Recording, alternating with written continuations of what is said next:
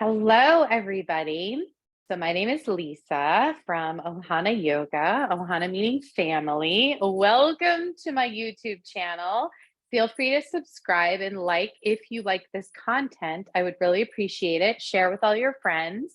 My goal is to get you information that will best serve you in your quest for understanding the human body better and its movement patterns.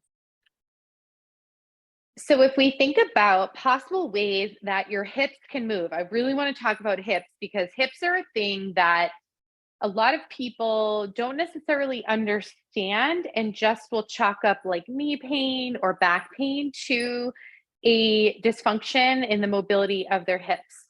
So, I've been trying to post a lot on social media, my Instagram page and my Facebook page about how you can move your hips in different ways, little bite-sized chunks. But I haven't been able to take the real time to explain everything fully. So you have your pelvis, so the two sides of your pelvis, and they're conjoined in the front by a joint, the pubic symphysis joint, and then the back by the sacrum. Those two sides of the pelvis were individual until they were not. In that is your hip socket, and your hip socket can move within this kind of shallow dish. Over time, if we don't have activity like a sport or a hobby that allow the hip to move in a rotational capacity, what happens is that range shuts down. It stops. It just doesn't know what to do other than to say, I'm trying to keep you alive. I want to conserve your energy. So I'm going to shut that range down. So this is not possible, but all these other movements that you're doing are, meaning that our pelvis moves every time the hips move. Now, the body is trying to move well all the time. So, of course, if you're moving one area, it most likely is going to move another area. But what we're trying to do is have the hip joint have a capacity where it moves really well all the directions. So your hip can go out, it can come in, it can rotate, right? Just like your shoulder joint. It has all these capacities for movement. When that moves well, it doesn't always have to recruit the pelvis, this pelvis that's more made for forward and back and a little up and down. It doesn't have to move as much in recruiting areas that weren't necessarily made for that. Think of your pelvis as a bowl that holds and houses organs, your spine, and holds up the top portion of your body.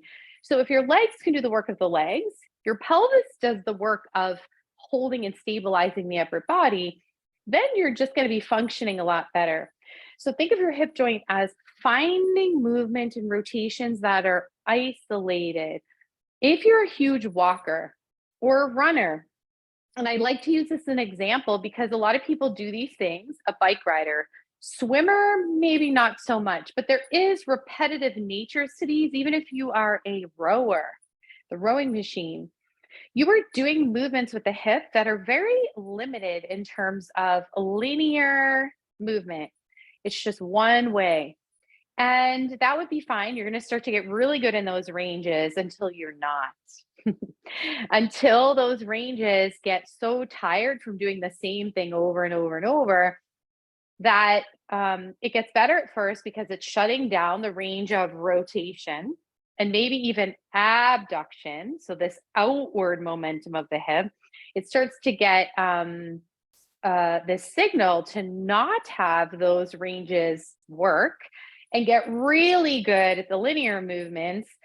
And then you're left with, you know, a hip that if it goes into rotation accidentally, if you need it to do these ranges, it's going to feel tight. It possibly might not even move. And that's what happens over time. I've seen bodies for 20 years. I have seen bodies move and move based on my communication with them.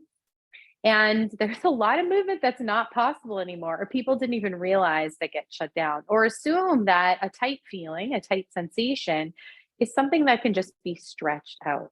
What really needs to happen is those ranges need to be reintroduced in an isolated way, meaning, can you move the hip joint specifically separate from the pelvis. And if you're able to do that over time, this is like, you know, taking a lot of time to keep reintroducing, and keep, finding ways. And it's novel, progressive, small steps every single day where you're not getting into another repetitive pattern. These are going to start to free up that hip, free up the sensation of tightness, and really start to get you to feel that things will be better over time because they have to be. You're reintroducing these ranges. So it's not that you're older, it's not that you're old, it's not that the body is breaking down. What's breaking down is that you're not asking your body to have all these ranges that it used to when you were a child.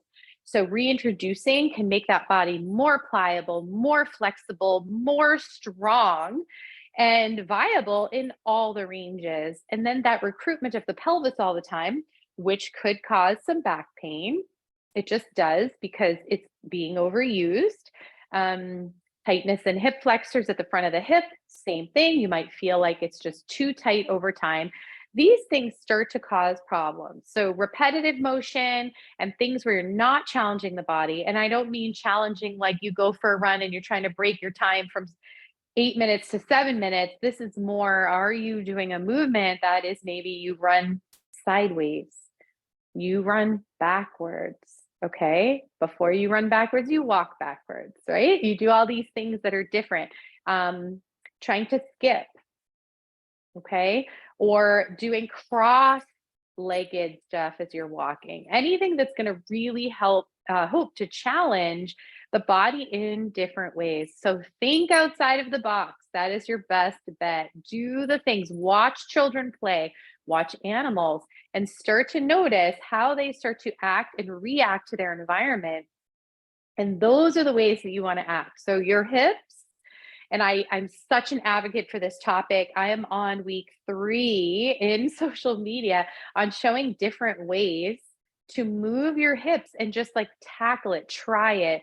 The hips will feel tight. They feel awful. I was born with my hips turned in. I felt tight in my hips my entire life.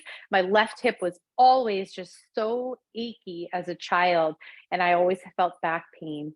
And I was able to manage all these different ranges with my hips.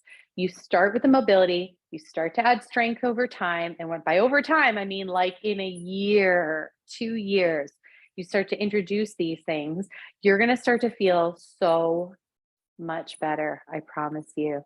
All right. Like and comment. Feel free to ask any questions that you like. I appreciate that you wanted to watch this. Share with whoever you like, subscribe, and I'll talk to you later. Mwah. Thank you so much for your interest.